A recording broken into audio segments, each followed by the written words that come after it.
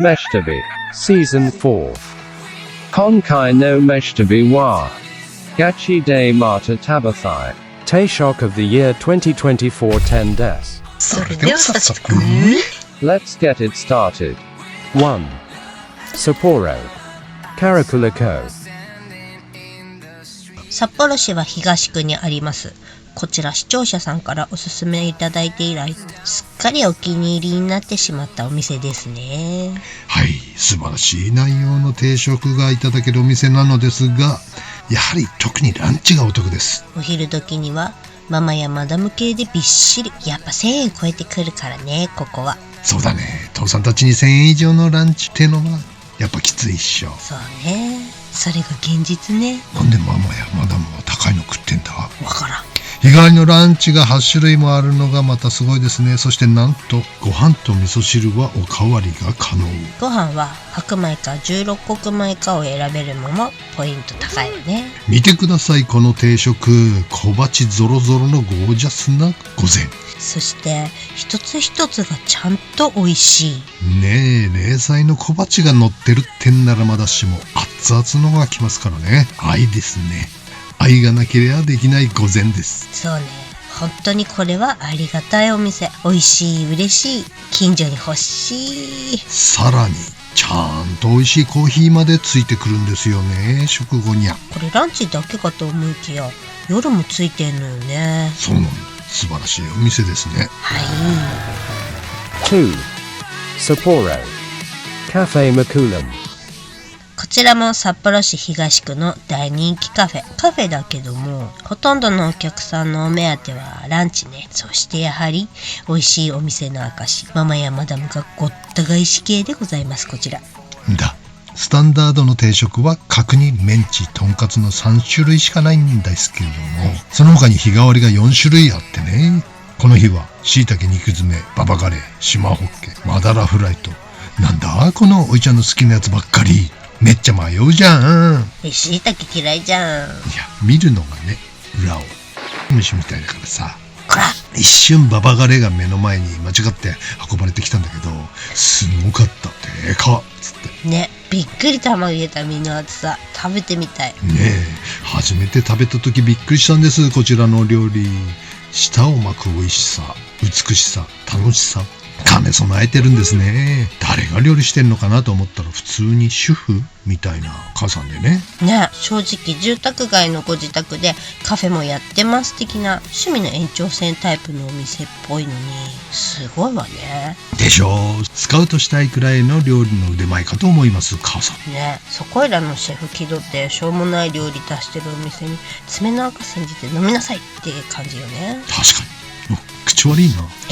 何でも美味しいんだけども、特に魚がね、すごいですね。鮭の西京焼きも最高した。ババガレーはお隣の兄さんのだったんだけど、食べ終わった。スタンディングオベーションしてたもんね。ねえ、よっぽど美味しかったのね。立ち上がって感謝の言葉を述べてた。あなた以外でスタオベしてる人初めて見たわ。確かに提供時間はゆっくりだけど、料理はやっぱりちゃんとしてはる。一人に対してこの量の副菜、卵は焼きたて、揚げたての天ぷらとかもついてくんだぜ。それに厨房は母さんで、娘さんが盛り付けと配膳なのかな。マスターは90近いからね。母さんだって結構なベテランですよ。でも業界目線で見て素晴らしいポテンシャルのレストランかと思います。細かいことはいい子なしで、こんなにまた食べたいと思わせてくれるお店はそうそうないもんね。そうだよ。 3. Tobetsu. Pekopeko no Hatake. 石狩は太見にありますペコペコの畑さん。こちらも飯旅ーズ大好きなお店ね。一品一品の完成度が違います。素晴らしいお料理かと思いますよ。ねえ、お出汁が美味しいの。この味の出汁を定食で味わえるのは札幌でも数軒ではなかろうか。隣のテーブルの父さんもうまいを連発してましたね。ねえ、うまい、これ美味しいね、うまいってね。あそこまでリアクションしてくれたら作る方も作りがいあるよね。見習っていただきたいわ、誰かさんも。いや、いつもうまいっつって言ってますけど、最近外食 98% になっちゃってるけどね。そういえば料理してない最近。まあそりゃそうだ。食べ続けなけりゃ飯旅の新作作れないからね。んだ、一つ一つのお料理が手込んでるんだけど、いちいち美味しいのよね、こちらのって。そうなんだよ。結構こねくり回してなんちゃらのなんちゃら風でどうしてこうしてでああでこうでございますなんつってなんかパッとしない料理出してる店よくあるんだけど、ここは説明とか一切ないんだけどメニューに全部書いてあるからね。そうなの。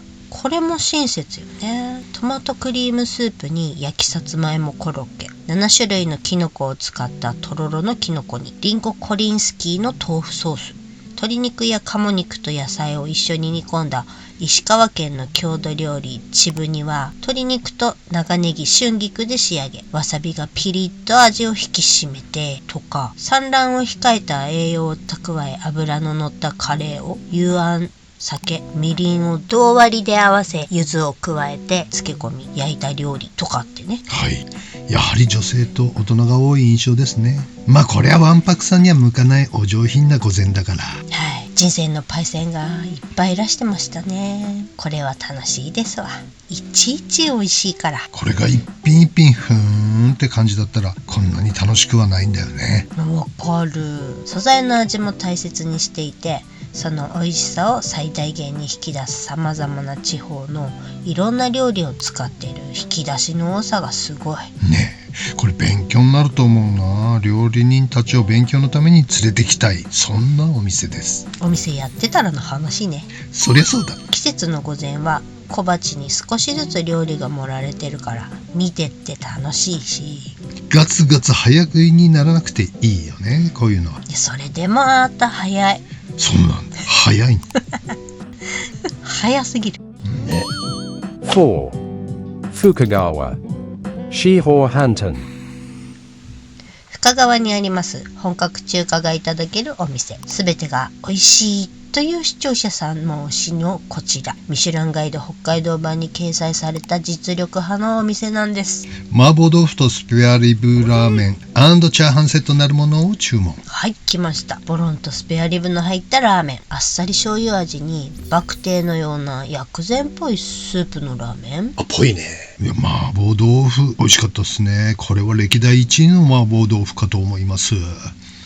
甘辛とホワジャオのバランスが絶妙。本当に美味しい。麻婆豆腐もチャーハンも完璧。さすがですね。こちらのシェフは中国料理国家資格特1級を持ち、中国や日本のホテルで料理長としての経験を経て開業されたのだそう。特1級とは北京料理、広東料理、四川料理、上海料理などの中国の4大料理をはじめ幅広い中国料理を作ることが求められ、厳しい審査を経て取得できるものなのだそうですよ。中国の一流シェフが日本のホテルでも経験を積んでるってとこがミソだね。あ、そっか。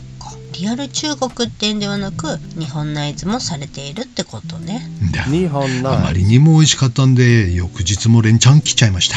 2日目、酢豚定食とあんかけ焼きそば。視聴者さんの言う通り全部美味しい。久々のヒット中華食堂でした。情報提供いただいた視聴者さんありがとうございました。ありがとうございました。次回は四川麻婆とレバニラ定食に決まりね。早く食べたいね。でも深川遠いな。特に冬はねえ、今年寒すぎ。ねえ。5. Sarabetsu Kako Really 10。帯広空港から車で10分ほど、更別村の林の中にポツンと一軒家、こちら割烹料理店さん。かっこいい。駐車場から少し歩くとご主人が飼われている羊ちゃんが出迎えてくれます。こちらは完全予約制の季節の土鍋ご飯と野菜が主役の食事がいただけるってことでね。はい、メニューはコースのみ、2000円か2500、2ラインナップ。その差はその日のメイン料理をつけるかつけないかだけです。もしや今日のメインはさっきのと思うでしょ。違う思い切って聞いてみたら笑われちゃってさ、あれは雑草を食べてもらうために飼ってるんですよって。そうなんだ。よかった。この日のメインは若鶏のロースト。お野菜だけで満腹というパイセンの書き込みを見て、野菜ご飯2000円ってのをいただきました。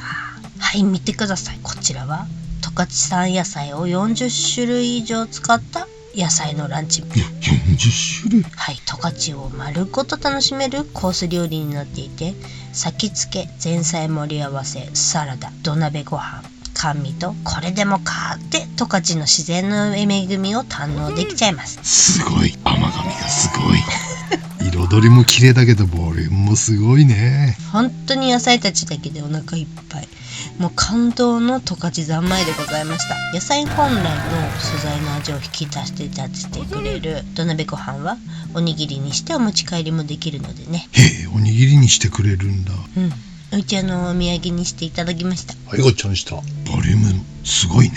はい、景色も料理も心が満たされる素敵なお店ですな、こりゃ。だね。すべてのお料理が丁寧に作られていて、行った人は必ず来てよかったなと思うんじゃないかな。もう誰かを連れて行きたくなる、進めたくなるお店ね。完全予約制なのでホームページで営業日を確認し電話で予約。次回はメインの羊付きのコースを食べてみたいですね。だから違うって、あれは食べれません。 6. Saga Today's Katsu Shiriyama Bunga. 1958年創業、ミシュランガイド掲載のフランス料理店から欧風カレー店へ華麗なる転身を遂げたお店。せっかくグルメでも紹介されたとあり、かなりの繁盛ぶりでございましたよ。フレンチレストランということもあり、カツカレー史上最高額じゃない？ちょっちゅ高めのカツカレーなりますかね。よもやの佐賀で言うてもニセコも同じぐらいするっしょ。ねえ、びっくりよね。ニセコだけかと思いきやキロロまで。そうなんだ。恐ろしい時代になってまいりました。ねえ、モロッコ飯これだけ？ねえ、思うっしょ、と思いきや、この提供の仕方は憎いっすね。さすがフレンチレストラン。ほのかにバターが香るライスが鍋に。鍋にってそんな感じ？もうすごい量。ご飯と付け合わせに福神漬けらっきょ系はおかわりし放題なんです。わあ、すごい。ってそれフレンチでするかね？ねえ、でもはい、こちらのカツカレーかなり美味しいんです。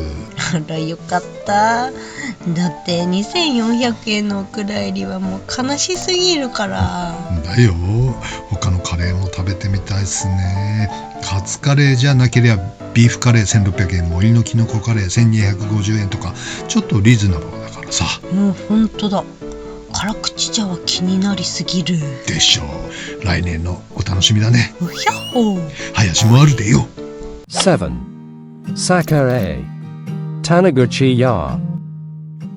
福井県丸岡町の山の中に佇む大正14年創業、油揚げと豆腐の老舗。ここはね、おいちゃんずーっと10年ぐらい前からかな、食べたかったお店なんです。ねえ。だけどカツカレーで腹パンなんでね、団長の思いで自食見分はグリーンに委ねます。はいはい、見てください。こちらが噂の揚げ一枚御膳。でっけえ。インターネットでは見ていたものの、これはやばいね。野球のセカンドベースみたいな。いや、さすがにそんなにでかくないわ。せいぜいサードくらいかな。いや、セカンドもサードも一緒。え、そうなの？これそのまま食べると大豆の香りがしっかり感じられて美味しい。シンプルにこういう味わい方できるのが揚げたてならではね。確かに表面がパリパリサクサク香ばしい。でもボリュームがすごい。これはもはや 300g 級。これはもはや 300g これはもはや 300g のステーキ級。なるほど。あら、ステーキ。食べ進めるごとに塩や醤油、ポン酢、薬味の大根で味わい方を変えれるのもいいね。そうなの。味変が自由自在。カリフワ食感が癖になっちゃってね。気づけば完食ペローですよ。すんげえな、こんなでっかい油揚げ完食したんか。へい。普通にきつねうどんとかでも食べてみたいですね。はい、次回はその予定です。だね。だよ。 8. Sapporo Heiwa en Ranzu 10. 札幌は月寒東東北通り沿いにございます平和園ランズ店さん。なぜにランズ店なのかは不明。店員さんに聞いてもさあって言われちゃったの。こんなに安く焼肉がいただけるのは札幌にはなかなかないと思ってたんですけど、あったんですね。こりゃ帯広みたいな安さだよって思ったら、こちら帯広の焼肉屋さんでした。やっぱそうなんだ。そうなんだ。やっぱ帯広すんげえな。すんげえな。なんと黒毛和牛カルビランチで1150円です。それだったらさ、1200円とか1300円するカツカレー食ってる場合じゃないよね。なぜカツカレーが基準なのかね。ねえ。いや、味付けジンギスカンもたまに美味しいですね。これ単品だと450円でしょ。札幌じゃ最安値なんじゃないかな。ねえ、っていうかランチで十分じゃない？もうこれで満腹よ。ねえ、知りませんでしたね。こんなお得なランチ焼肉があるなんて。これはしょっちゅう来ちゃうよか。だ。店員さん言ってたけど、最近の若い子はジンギスカン塩とレモンで食べるのが多いんだってね。牛タンみたいな感じに、ヘルシー塩ジンギ。今度真似しようっと。やっぱり言ったか。言っちまった。言ってやった。9. Sapporo. Chugoku Shokusai Aoyama. 飯旅ではおなじみハッサムのグルメストリート、銀杏通りにございます青山さん。今年もお世話になりまくりの銀杏通り。はい、こちらはホテルクリオティはい、こちらはホテルクオリティな本格中華ランチがいただけちゃうんですね。エビチリ、麻婆、酢豚、油淋鶏の4種類から選べちゃうランチ。どれにしようか迷うよね。っていうか麻婆豆腐は若干損した気分になるよねこれ。そうなの。だから酢豚にしたの。元グランドホテルの料理長が作る酢豚にめちゃめちゃ興味あったし、そしたら見てこの照り具合、見た目で絶対美味しいってオーラが半端ないっす。確かに見てるだけでよだれが垂らちゃうんです。はい。いや、それいくらちゃんだね。あ、そうか、タラちゃんです。お肉の焦げ目も最高。お酢もきつくないハオチーでございます。このあんだけでもご飯いけちゃうっしょ。そんなわんぱくさんには嬉しいご飯おかわりもできちゃう。最高か。やっぱホテル中華上品でいいよね。グランドホテルで食べたら倍ぐらいするっしょこれ。そうだね。麻婆豆腐も行きたいね。エビチリも。油淋鶏。暴力はいけません。油淋鶏、リンチね。え10. Kyoto.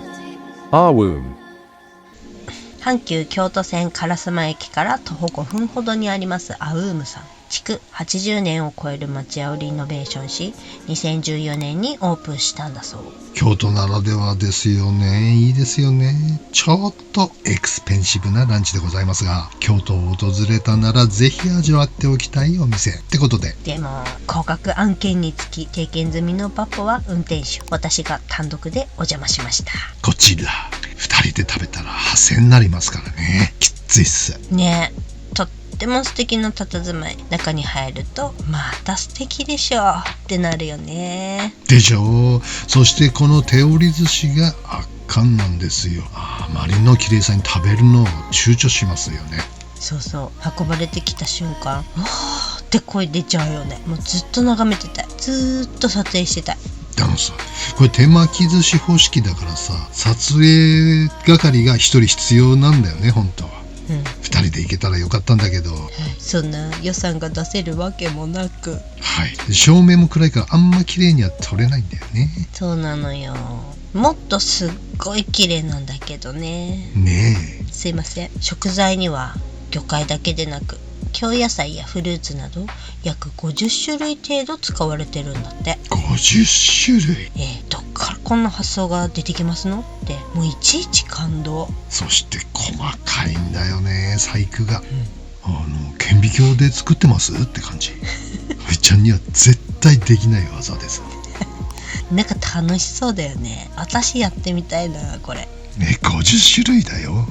無理。すごいよね。その他に薬味が13種類だったかな。どれをどう組み合わせて食べるかも考えるのも楽しいよね。こりゃマダやマダムたちが放っておかないお店ですよね。マダさんってどちらさんですか？まだ、鼻が詰まってるんでごめんなさい。Redo. あ、ここは予約必須ね。ホームページで簡単に予約できますわよ。こりゃママやマダムたちが放っておかないお店ですわね。おで行った時もね、満席でさ、おっさんおいちゃんだけだったからね。浮いたよー。でしょうね。そりゃ引くわ。これをこのおっさんが一人で食べてるの想像するとね。Jakai no Meshitabi wa. Gachi de Mata Tabathai. Meshtabishran best Japanese foods des. Otanoshimini. See you soon. お店やってた時にね、よくスタッフを連れて美味しい店歩いたんですよ。東京が多かったけどね、年一は必ず来てたんじゃないかな。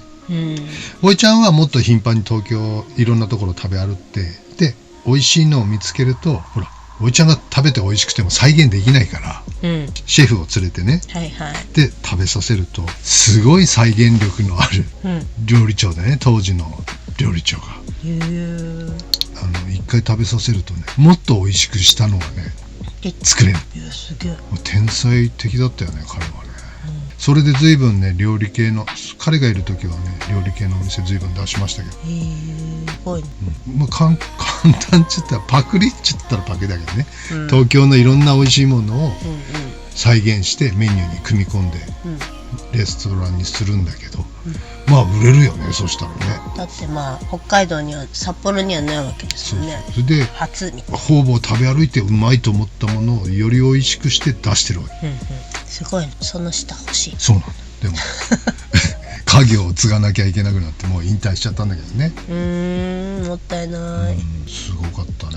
天才っていうのはこういうことなんだなっていうのを感じたパート2でした。いるんですね、世の中に天才が。だからこれはね、音楽に例えると分かりやすいけど、天才じゃなきゃダメなんだよね、やっぱりね。でも天才なんてそんなにたくさんいるわけない。そうです。まあなんちゅうんでしょうか、平凡な歌手って言ったら誰ですか。非凡な歌手はさ、桑田とか、玉木とか、宇多田ヒカルだとか、山下達郎とかすごい人いっぱいいるでしょ。まあこれは天才系の人たち。まあこの人たちが作る、まあ料理に置き換えてね、食べてみたい、聞いていたい、そんなものでしょ。何を作っても美味しいものしか出てこないし、あるものでちゃちゃって盛り付けてもすんごい美味しそうに見えるんだよ、そいつが盛ると、適当にやってるようにしか見えないんだけど、いや同じ素材を使っておいちゃんが盛ってもすっげえクソまずそうになるんだよね。わかる。それこれって何なのって思うけど、これは説明つかないよね。だからあーっていうのを俺がやるのと桑田佳祐はあーっていうのとの違いみたいなそうだね。この違いすごいですよ。それがパート2でしょ。パート1は俺ほら音楽やってたじゃないですか。で東京でいろいろこうプレイしてるうちにいろんな天才と出会ったんだよね。してその度に激吉にするわけだ、自分の至らなさ。すげえな、こんなやつがいるんだっていう、それで音楽をやめたっていうのはあるんだけど、やっぱりすごいですね。プロの一線級で食べてますからね、その天才だなって思った連中はね。日本指折りのドラマーになったやつもいるし、大河ドラマの音楽プロデューサーになったやつもいるし。すごいね。おいちゃんはもしそっちの道に進んでたらね、今頃あれですよ、ウハウハですね。違う、多分横浜のドヤ街でこんなロボットみたいになって歩ってますよ、きっと。ヨレヨレになってやべえやつだやべえ方だった。スタッフの料理人も2人料理人を連れて行ったことがあったの、東京に。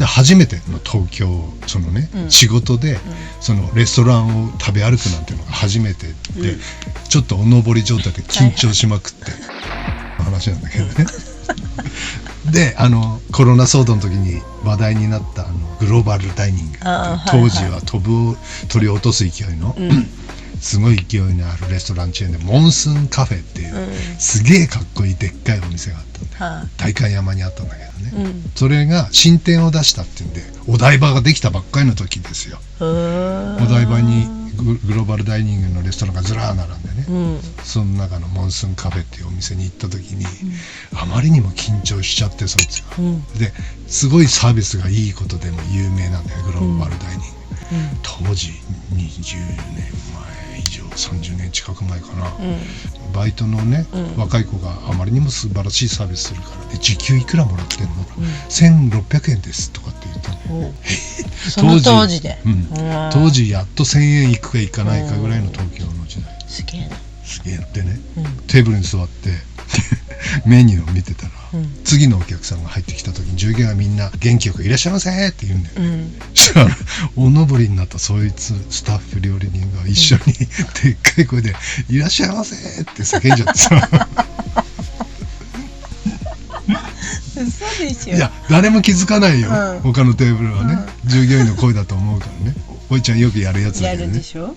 食べに行って時々やるんですおいちゃん、お客さんが来たのに気づいてないスタッフがいるとね、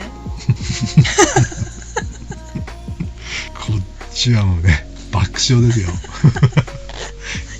お前何してくれちゃってんの緊張しすぎでしょ。っていうかお前店でそんなにいい声出したことねえだろっていう思わず興奮しちゃってそれもう続けばよかったんだけどね。その後帰ったら怒られてましたよ。お前あの時の威勢のいい声どこ行ったんだ聞いたことないわ一回も。